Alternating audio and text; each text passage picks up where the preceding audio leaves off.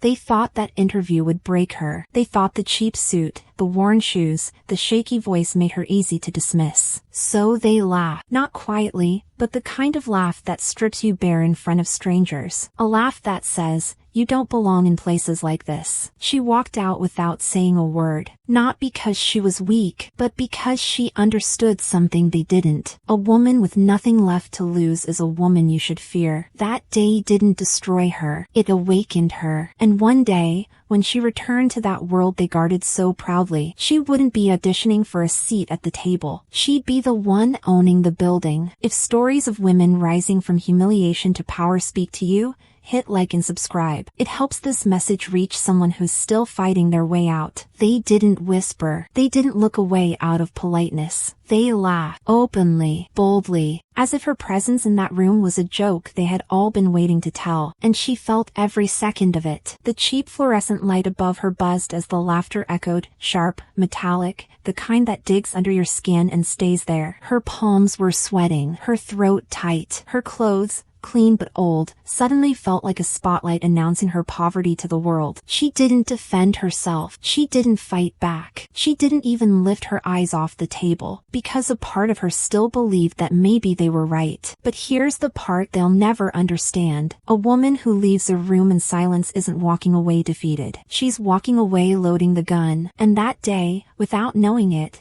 they created someone they should have never underestimated. She walked into that interview hoping for a job. She walked out with something far more dangerous. A reason to rise. A reason to sharpen her mind. A reason to build something no one could laugh at. A reason to become the woman they'd one day regret dismissing. That humiliation didn't break her. It branded her. And the legacy she built afterward was born from the fire they tried to burn her with. Before that interview room, before the laughter, before the rise that would one day terrify the same people who mocked her, she was just a woman trying to survive a life she never chose. She grew up in a neighborhood where the streetlights didn't always work and ambition was treated like a luxury item, where the sound of police sirens replaced lullabies, where people didn't talk about dreams, only bills, survival, and the next shift. Her mother worked 2 jobs. Her father left early and came home late, carrying exhaustion like a second skin. Money wasn't just scarce. It was a rumor. Every month felt like a negotiation with fate. And she learned early that being a black woman meant starting 3 steps behind in a race she didn't even sign up for. But here's what people get wrong about growing up with nothing. You don't feel unlucky. You feel invisible. Invisible in classrooms where teachers gave up on you before learning your name. Invisible at stores where security watched you like you were a threat. Invisible in the world of possibilities, jobs, connections, doors always locked from the inside. Still, she carried something small but powerful. A quiet belief that life could be more than this. Not glamorous, not rich, just better. She didn't want millions. She wanted stability. She wanted dignity. She wanted a life where fear didn't dominate every decision. And when she found that job listing, entry level, low pay, basic responsibilities, it looked like hope. A way out. A beginning. She rehearsed her answers, borrowed a bus fare, ironed her shirt on the kitchen table, and told her mother, "If I get this job, everything changes." Her mother smiled, tired, hopeful, proud. The kind of smile that says, "Baby, I pray the world treats you better than it treated me." And so she left home that morning believing the world finally had a place for her. She didn't know yet that it would be the same day the world tried to crush her spirit. She didn't know they would laugh. She didn't know her dignity would be ripped open. She didn't know she would walk out of that building feeling smaller than she had ever felt in her life. But she also didn't know something else. Something more important. That humiliation would become the reason she'd never be small again. She arrived 20 minutes early.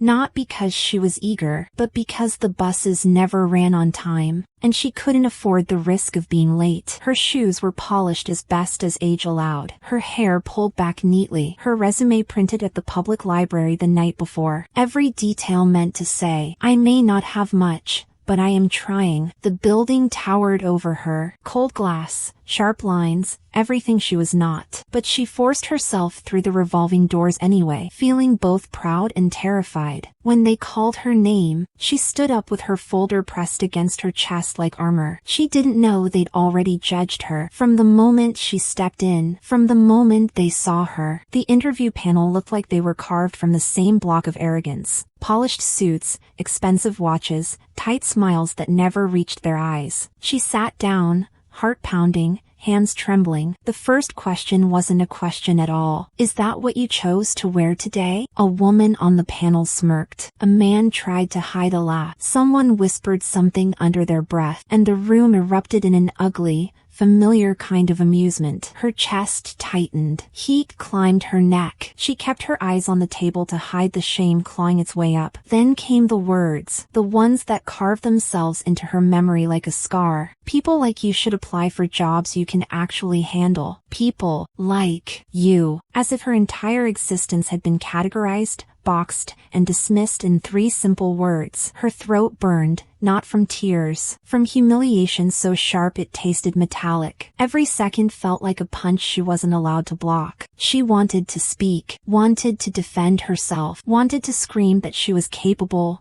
hardworking, worthy. But silence is what survival looks like when you're powerless. So she said nothing. She gathered her papers slowly, trying not to let her hands shake. She whispered a thank you that hurt more than anything they said. And she walked out, not just from the room, but from the version of herself that accepted this kind of treatment as normal. Outside, the cold air hit her face. She didn't cry. She didn't collapse. She didn't call her mother. She simply whispered, "Never again." Not in anger, not in despair, but in clarity. They thought the interview ended when she walked out. They were wrong. That was the beginning. She didn't take the bus home right away. She walked, head down, arms folded tight against her chest, trying to hold herself together before the pieces slipped out. People passed her on the sidewalk without noticing the storm brewing inside. But storms don't ask for attention. They build in silence. Every step replayed the interview on a loop. The smirks, the laughter, the phrase "people like you." Those words weren't just cruel. They were familiar. She had heard versions of them her whole life. In looks, in tones, in expectations. But that day,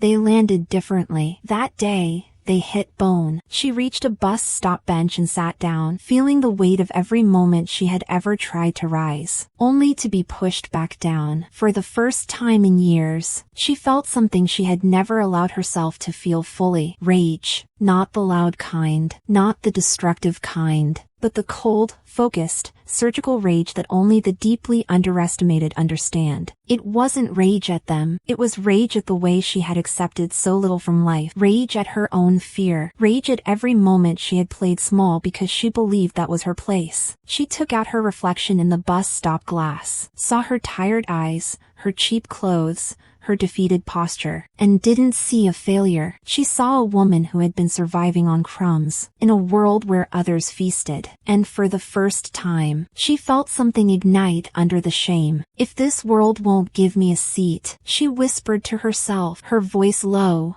steady, certain, "I'll build the damn table." That night, she didn't sleep. She didn't curl up in self-pity. She didn't drown in the humiliation. She opened her old laptop and searched how to make money with no degree, skills that pay well, how to start a business from nothing, how to not depend on anyone. The screen glowed against her face like a second sunrise. While the rest of the world slept, she began her rebirth, watching tutorials, taking notes, learning skills she didn't even know existed. Copywriting, bookkeeping, design, sales, strategy. Every click was a promise. Every note was a battle cry. She wasn't chasing success. She was chasing freedom. She wasn't studying to impress anyone. She was studying so she'd never have to sit in a room like that again. She didn't know it yet, but that was the night the girl the world laughed at started becoming the woman they'd fear. The world loves to romanticize the grind, but the truth is far less glamorous. No music, no motivation, just a woman,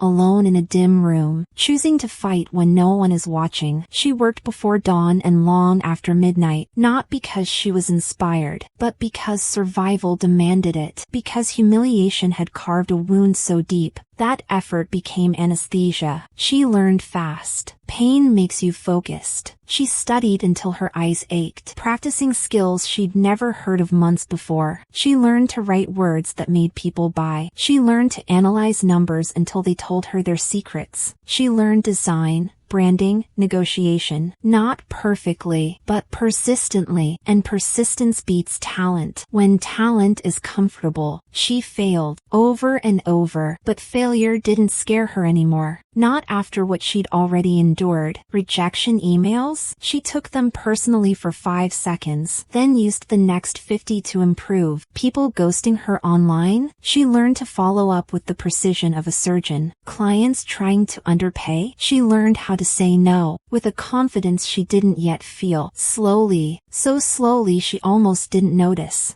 Small cracks appeared in the wall that had always kept people like her out. Her first $50 online, then $100, then $250. Not life-changing, but spirit-changing, because money wasn't the victory. Proof was. Proof that she could create value with her bare hands. Proof that she wasn't the version of herself the interview panel mocked. Proof that she was becoming someone they never imagined she could be. Her mother noticed first. Not the money, but the posture, the tone, the confidence blooming quietly in her voice. Then came the shift the world never saw coming. She stopped asking for opportunity and started creating it. She raised her prices. She stopped apologizing for existing. She stopped shrinking herself to make others comfortable. And she developed something dangerous, something unstoppable, a strategic mind. The kind that sees patterns others ignore, the kind that turns disadvantages into leverage, the kind that makes people whisper her name in rooms she hasn't entered yet. And it happened quietly, patiently, ruthlessly. By the time the world noticed her, she had already built the foundation of the empire they'd swear was overnight. But nothing she built was overnight. It was built in silence, in humiliation, in resilience. It was built in the grind they never saw. Success didn't arrive with fireworks. It came quietly, the same way she had learned to move. At first,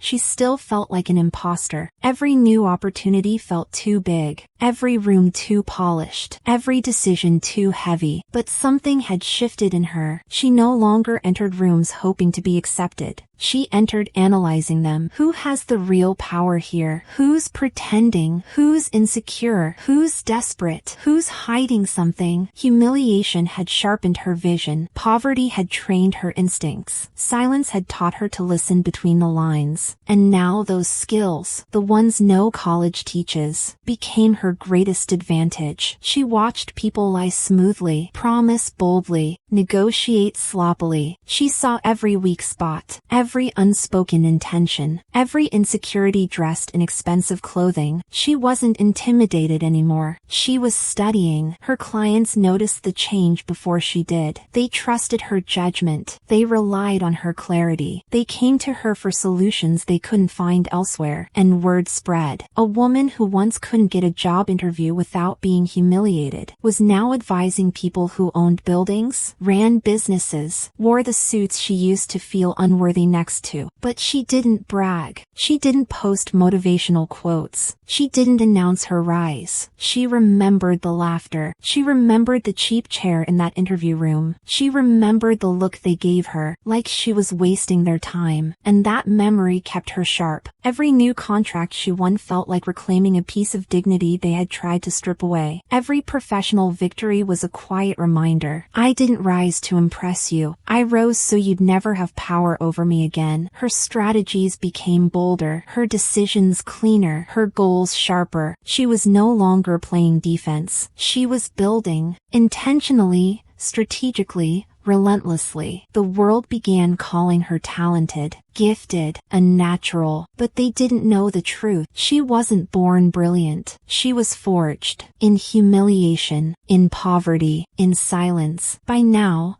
Her income had multiplied. Her name opened doors. Her presence commanded attention. She had moved from survival to competence, to power, and she was only getting started. Her breakthrough didn't arrive wrapped in luck. It arrived wrapped in responsibility. One night, while she was finishing client work at her small kitchen table, she received an email that made her sit up straight. A company, bigger than anything she had ever worked with, wanted to discuss a consulting contract. She read it twice, then a third time. Her hands didn't shake this time, not because she wasn't scared, but because she was finally ready to walk toward what once terrified her. During the meeting, she expected to feel small again, expected the old insecurity to claw its way up her spine, expected to hear echoes of people like you. But something incredible happened instead. She belonged, not because they let her, but because she had earned it. Their questions didn't intimidate her. Her answers didn't tremble. Her posture didn't fold. She spoke with precision,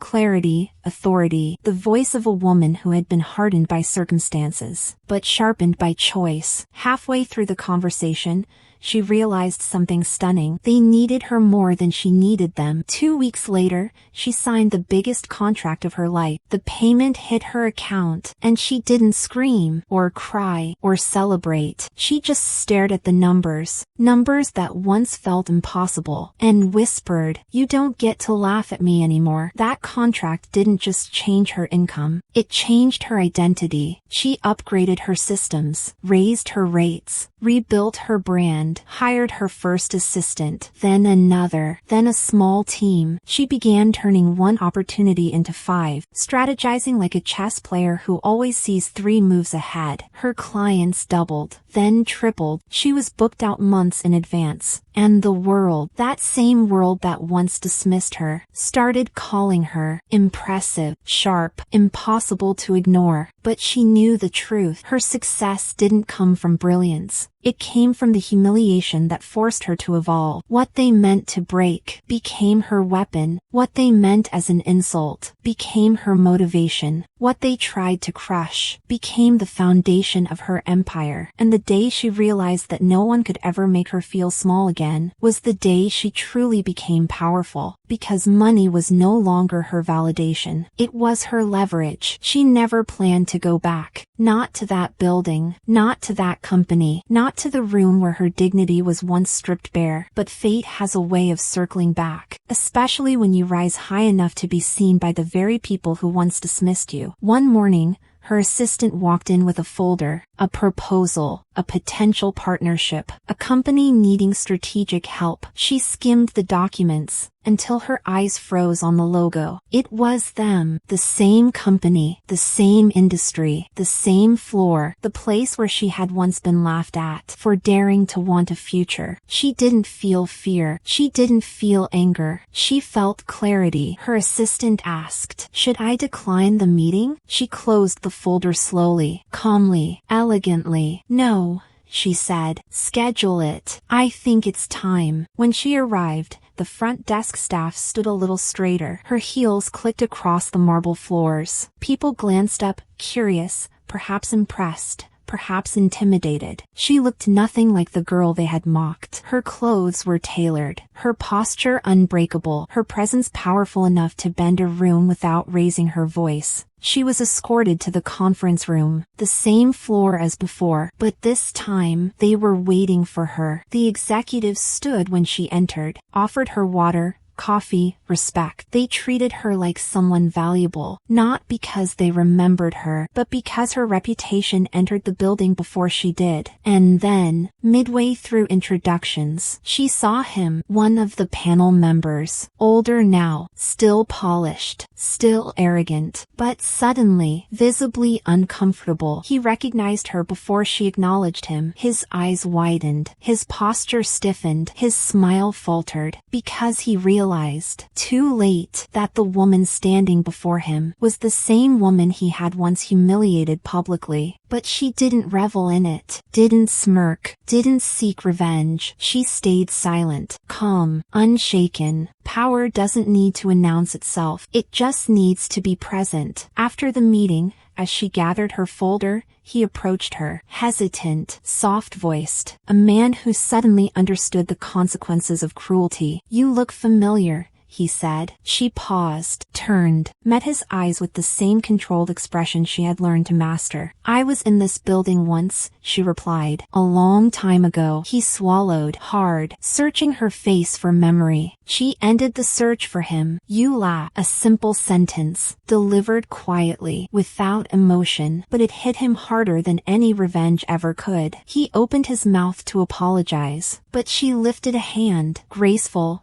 firm. "No need." Her tone was smooth as glass. "You did exactly what I needed you to do." She stepped closer, just enough for him to hear the truth. "You showed me who not to become." Then she walked past him, leaving him standing in the same building, where she had once left shattered. This time, however, she left as the woman who had rebuilt herself from the very ashes they tried to bury her in. After that meeting, something unexpected happened. Not triumph, not satisfaction, not the thrill of finally being the one with the power. What she felt was release. For years, she had carried the weight of that humiliation like a stone in her chest. Every late-night study session, every quiet sacrifice, every step up the ladder, all of it had been fueled by the memory of that laugh. But standing face to face with the man who once mocked her, she realized something quietly profound. She didn't rise because of them. She rose because of her. Her resilience, her discipline, her refusal to stay small. Their cruelty may have sparked the fire, but she chose to keep it burning. And now,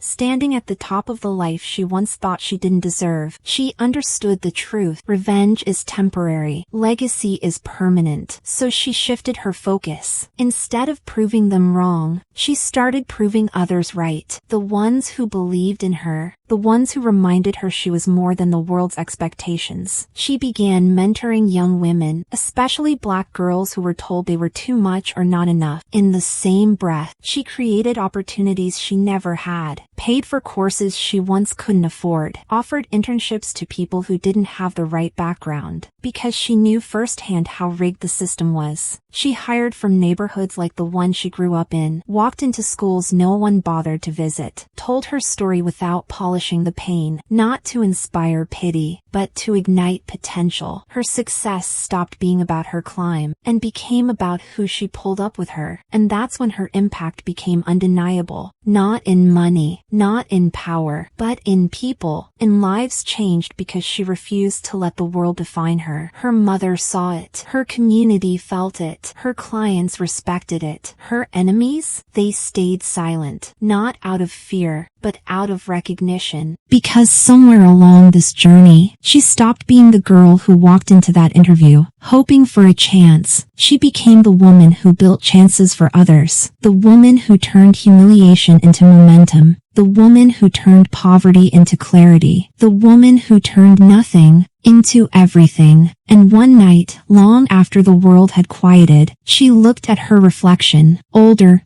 sharper, stronger, and whispered the words she once never believed she would earn. "This is my legacy, not revenge, not validation, not applause. Legacy, built from nothing, built from fire, built from her." In the end, her story wasn't about the money, or the status, or the rooms she now commanded with quiet authority. It was about the moment she decided she would no longer let the world tell her who she was allowed to be. About the day humiliation stopped being a wound and became a weapon, sharp enough to carve out a future no one saw coming. She learned that the world will always underestimate women like her. Women who start with nothing. Women who aren't born into opportunity. Women whose very existence challenges the order of things. But she also learned this. They can underestimate your resources. They can underestimate your background. They can underestimate your appearance. But they cannot underestimate your will. Unless you hand it to them. Her legacy wasn't built in boardrooms. It wasn't built through luck. It wasn't built in the sunlight where everyone applauds. It was built in darkness, in silence, in nights when she chose discipline over despair, in days when she endured more than anyone ever saw. And if you strip away the victories, the titles, the bank balance, you're left with one truth. She inherited nothing, but she became something, and that was enough to change everything. And maybe, just maybe, there's someone watching right now who feels just as underestimated, just as dismissed, just as tired of being laughed at by a world that doesn't know their power yet. If that's you, remember her story. Not because it's inspiring, but because it's a mirror. You don't need approval to rise. You need a reason. And sometimes, a painful moment is exactly that. If this story spoke to you, drop a comment below. Tell us the moment you decided you deserved more. Your story might be the one someone else needs to hear. And if you want more powerful stories of women turning pain into legacy, don't forget to subscribe and hit like. It helps this message reach someone still fighting their way out.